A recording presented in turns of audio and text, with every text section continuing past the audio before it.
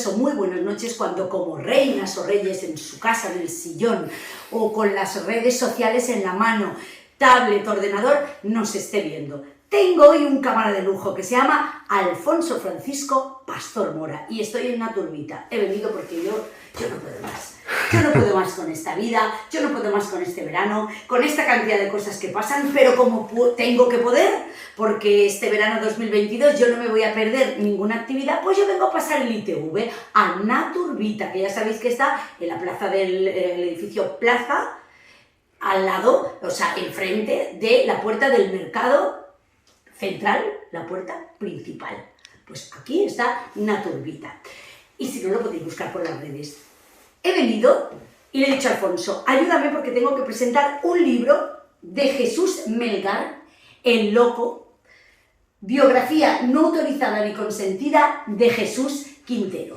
Jesús Melgar, íntimo amigo de Jesús Quintero, colaboradores incansables, ha escrito este libro maravilloso de uno de los grandes genios de la historia de la radio y la televisión en nuestro país.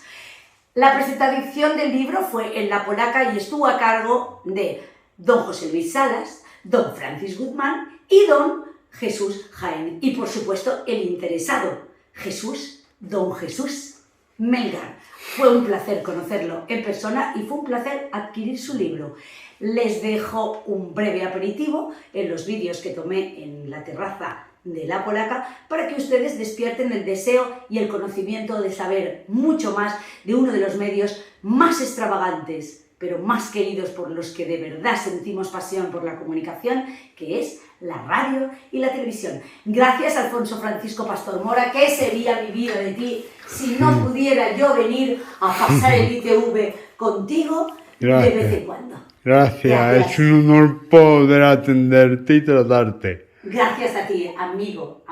Amiga y hermana. Amigo y hermano mío también tú. Gracias. Hermano de luz. Gracias. Ok, igualmente, un honor.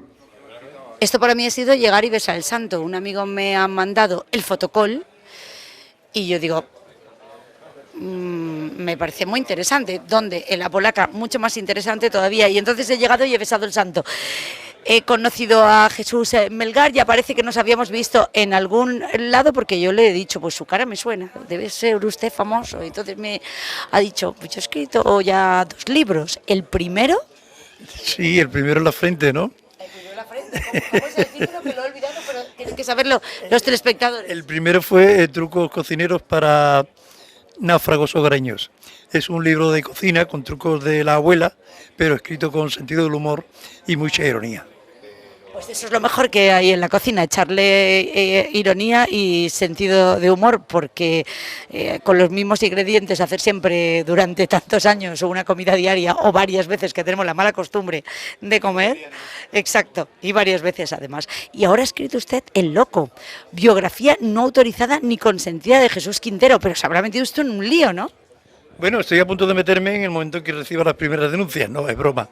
El hecho de que no sea ni consentida ni autorizada es porque no quería someterme a la censura de un genio como Quintero, que es sumamente perfeccionista. Entonces, de acuerdo con su queridísima pareja, María Indiano, he estado siguiendo un poco la temperatura que adquiría las críticas de Quintero a medida que lo iba leyendo. No se lo presenté antes de editarlo, precisamente para que no hubiese problema de interferencia ninguna entre el autor y el personaje.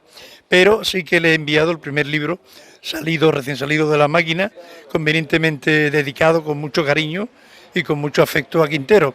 No es un libro solamente, digamos, hagiográfico, no es solamente piropazo para Quintero, también tiene sus toquecitos de crítica y de ironía cuando hablamos de los fracasos empresariales ya conocidísimos de Quintero, pero también hay que añadir sal y pimienta al plato para que esté condimentado y sea sabroso, ¿no? Bueno, espero que no le dé ninguna alergia ni la sal ni la pimienta, señor Quintero, cuando lea su libro. Sí, España ha considerado a Quintero un genio, sus reflexiones, todas las cosas que él nos ha enseñado, nos ha mostrado, nos ha dicho desde una forma casi poética, pero con sentido común. porque también ha pasado en muchas partes de la historia que también pues no habrá visto o no habrán sido tan amables con él. Pero usted ha visto algo más importante todavía dentro de la historia. Me ha comentado brevemente, sin hacer mucho hincapié ni darle mucho interés, que usted ha sido un reportero de guerra. Un reportero de guerra. ¿Y tiene usted ganas de reírse? Sí, todavía tengo ganas de reírme, aunque he estado en guerras además muy, muy dolorosas. Por ejemplo, una guerra civil siempre muy dolorosa. Tenemos aquí experiencias terribles en España, pero cuando esa guerra además entre hermanos es con machetes, es mucho más duro cuando al mes empiezan a salir a las carreteras en éxodo continuo las víctimas de esos machetazos, con gangrena en la cabeza, en los brazos, y eso ocurrió en Ruanda con los Hutus y los Tutsis. Estuve de testigo ante un campamento de 200.000 personas de refugiados, que era un océano de plástico y cañas, sin un mal servicio, sin luz, sin agua, sin atenciones hospitalarias, pese al esfuerzo de Médicos Sin Fronteras. Ese fue uno de los momentos más duros que viví y que efectivamente en aquel momento pocas ganas de sonreír te quedaban, ¿no?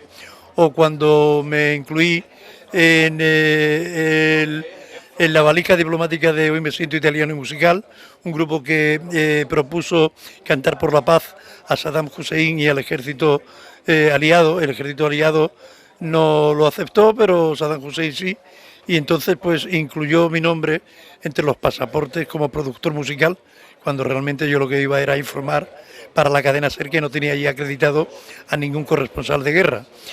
Por la noche, después del bombardeo que pude grabar y enviar a mi cadena de emisoras, me encontré en el desván del Hotel Al-Mansur, donde estábamos todos los periodistas, a Manu Legueneche, que como sabes es el gran patrón de los corresponsales de guerra, ya recientemente fallecido, y me preguntó que qué hacía allí, que cómo estaba. Le conté mis circunstancias y me dijo: coge puerta cuanto antes, porque el año pasado un periodista americano que estaba haciendo lo mismo que tú, lo ahorcaron en una grúa en la plaza del pueblo.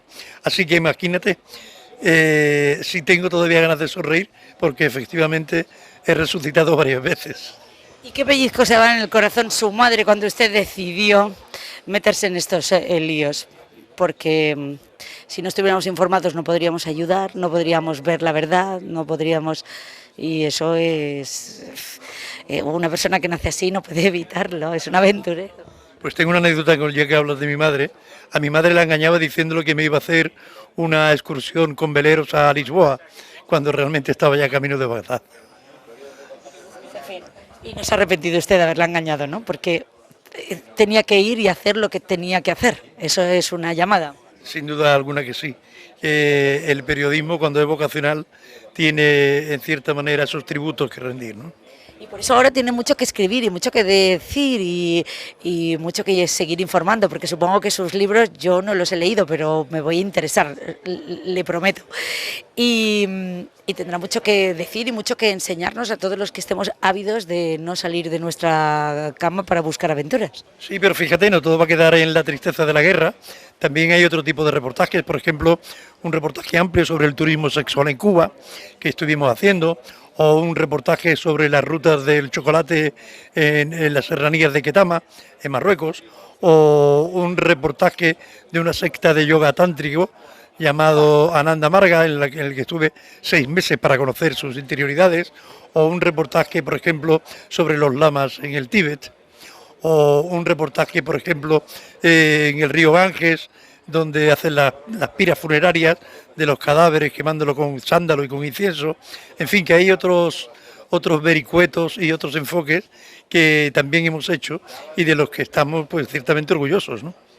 Bueno, ha dicho una frase que me ha encantado, es impactante porque nadie quiere hablar de esto y usted lo ha dicho con toda la naturalidad del mundo, que es simplemente que no sabía que iba a durar tanto tiempo, que iba a vivir tanto tiempo por el trabajo que ha tenido. Sí, es verdad, porque fíjate tú que cuando me fui a África, a Ruanda, yo tenía que haberme puesto 8 vacunas, porque efectivamente iba a entrar en un territorio donde campaba el SIDA, donde campaba la peste, donde no había sistemas sanitarios, donde los niños morían por falta de aspirinas, en fin, un desastre absoluto.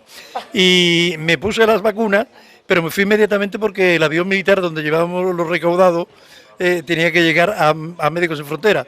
Me embarqué en el avión y me fui efectivamente para allá, pero este ahí mi sorpresa cuando descubro que esas vacunas no surten efecto hasta las 2 semanas de haberlas puesto, con lo cual estaba allí absolutamente en pelotas y sin una vitamina que llevarme. Bueno, ya le está esperando su público porque usted ha venido a presentar su libro, estamos, lo he dicho, en el Palomar de la Polaca y bueno, quiero darle las gracias por haber tenido este encuentro. Yo siempre digo que voy donde Dios lleva mis pies y mira, es verdad, esta tarde los he traído para que yo pase un rato aquí con usted porque tiene un halo muy atrayente y lo que más me gusta es que ha comentado 2 veces Médicos Sin Fronteras, ha dicho que se fue corriendo para llevar el dinero recaudado y en este mundo de cínicos entre los que me cuento, que descreídos de todo, usted ahora mismo acaba de decirme sin darse cuenta que sí es verdad. Sí, es verdad, y sobre todo pienso que la solidaridad no debe acabar nunca. Podemos caer en paternalismos, pero realmente después de aventuras de ese tipo, vuelves a casa, eres consciente que al apretar un botón en una pared se enciende una luz, que al girar una llave hay un grifo que expulsa agua sin problema ninguno, o que le das una vuelta de tuerca a un horno y se enciende un fuego en el que puedes cocinar. Esos son pequeños grandes milagros de la evolución, que hay un medio mundo que no lo tiene. Entonces, cuando te das cuenta de todo lo que poseemos, aun a nivel muy minimalista, si quieres, te das cuenta de que somos ricos, ricos, ricos, y desgraciadamente hay otro medio mundo que es pobre, pobre, pobre. Y con lo que nosotros tiramos ellos pueden vivir. Por muchísimas gracias por esta lección de vida, don Jesús Melgar. ¿Cómo podemos comprar su libro? Muy importante, porque ya hemos despertado el deseo, ahora tienen que saber cómo pueden adquirir el libro. Pues mira, las mejores en farmacias y ferreterías del país, no, quiero decir librerías del país, Corte Inglés, FNAC, Casa del Libro, y también a través de las redes, por ejemplo, en Amazon lo pueden encontrar. Así que anímense, y a los que están aquí también les voy a pedir que se animen, que estoy aquí dispuesto a firmar hasta las 3 de la madrugada si es necesario.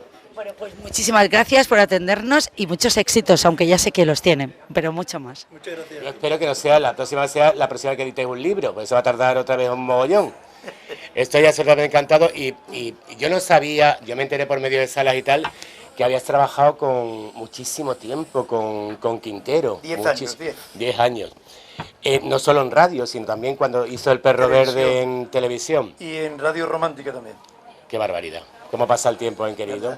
Aunque estamos igual de jóvenes, porque te recuerdo que yo tengo un año menos que tú, o sea, tú vas a cumplir 50 este año. 49, perdón. 49, eso, yo 48. Bueno, yo estoy absolutamente encantado de que esté aquí en la casa, que es su casa, en la Polaca, y que presente este libro que seguro que lo vamos a devorar todo en nada, en una tarde, porque lo vamos a coger con muchísima ganas. He visto por ahí en el libro que tienes fotos tuyas maravillosas de tu época hippiosa, que eso es un documentazo absoluto.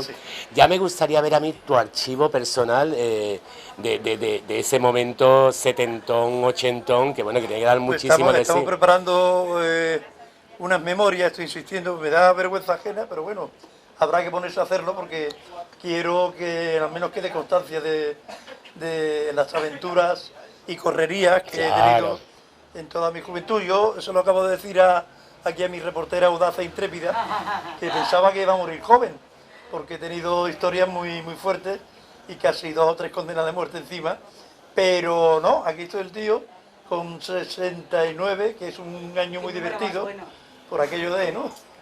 El 69 es un número muy divertido, pero bueno, pues aquí estamos, no he muerto todavía, pero estoy a un rato de irme para el jardín. No lo haga, que Pedro Sánchez se pondrá contento, no lo haga.